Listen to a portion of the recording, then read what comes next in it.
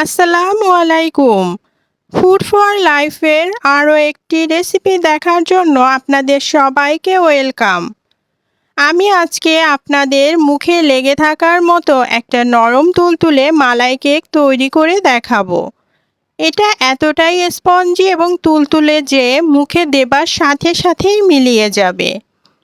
আমার রেসিপিগুলো যদি আপনাদের ভালো লেগে থাকে তাহলে আমার চ্যানেলটিকে সাবস্ক্রাইব করতে ভুলবেন না।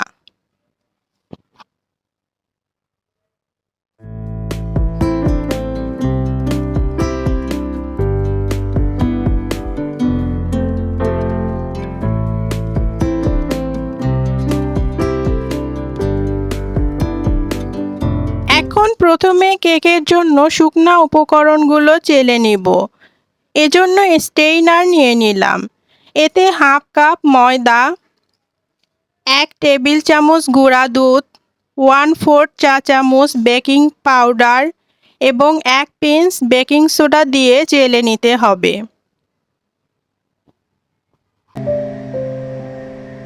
এরপর সবগুলো উপকরণ একটা স্প্যাচুলার সাহায্যে মিশিয়ে নিলাম। এবার কেকের ব্যাটার তৈরির জন্য দুটো ডিম একটি বাটিতে ভেঙে নিলাম। এতে 1 চিমটি পরিমাণ লবণ অ্যাড করলাম। এবার কিছুটা বিট করে নেব।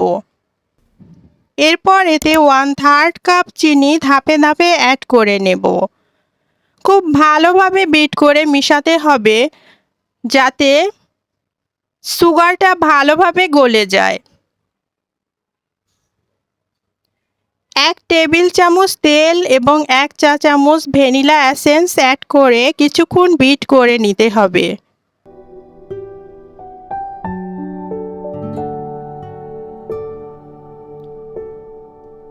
বিট করা হয়ে গেলে এবার চেলে নেওয়া শুকনো উপকরণ ধাপে ধাপে অ্যাড করে নিতে হবে। কিছুটা দিয়ে আলতোভাবে মিশাতে হবে। একটা হ্যান্ড উইক্সের সাহায্যে একদিকে ঘুরিয়ে ঘুরিয়ে মিশাতে হবে যেন কোনো প্রকার লাম্পস না থাকে। এভাবে সবটুকু উপকরণ মিশাতে হবে। এখন একটি স্প্যাচুলার সাহায্যে ঘুরিয়ে ঘুরিয়ে ভালোভাবে মিশিয়ে নিলাম। এখন বেক করার জন্য একটি কাচের বাটি নিয়ে নিয়েছি। এতে কিছুটা তেল ব্রাশ করে নিলাম। এরপর মাপ মতো একটা বাটার পেপার দিয়ে দিলাম। সম্পূর্ণ উপকরণটুকু ঢেলে দিলাম। কিছুটা ট্যাপ করে একটা কাঠি দিয়ে নাড়িয়ে ভিতরের বাবলগুলো সরিয়ে দিলাম।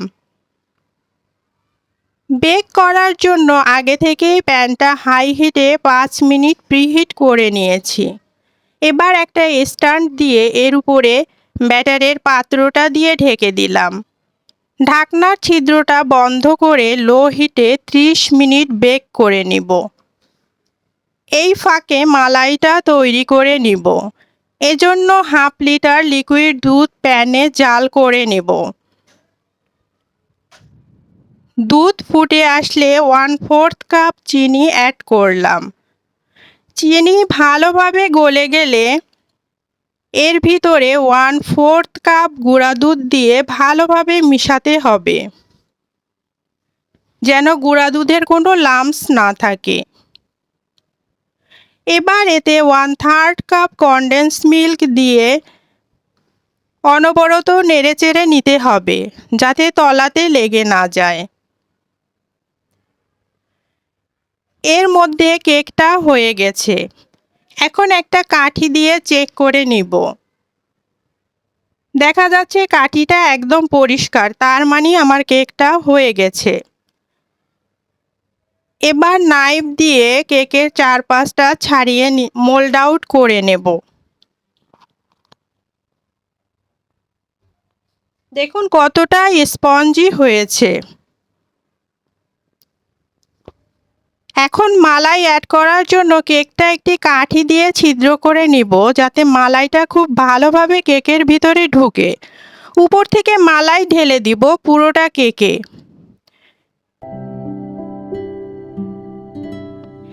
এবার পেস্তা বাদাম কুচি উপরে ছড়িয়ে দিলাম। আপনারা যার যার পছন্দ মতো দিতে পারেন।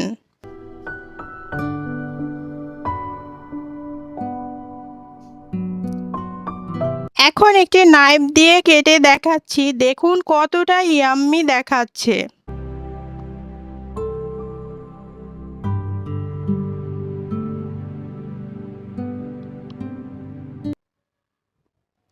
কেকটা অনেক বেশি স্পঞ্জি এবং তুলতুলে ছিল। খেতে হয়েছিল মাশাআল্লাহ অনেক বেশি ইয়াম্মি। অবশ্যই আপনারা বাসায় এই কেকটি ট্রাই করবেন এবং কমেন্টস করে জানাবেন যে আপনাদের তৈরি করা মালাই কেকের স্বাদ কেমন লেগেছে। তো বন্ধুরা, আমার রেসিপিগুলো যদি ভালো লেগে থাকে তবে লাইক, কমেন্টস, শেয়ার এবং সাবস্ক্রাইব করতে ভুলবেন না।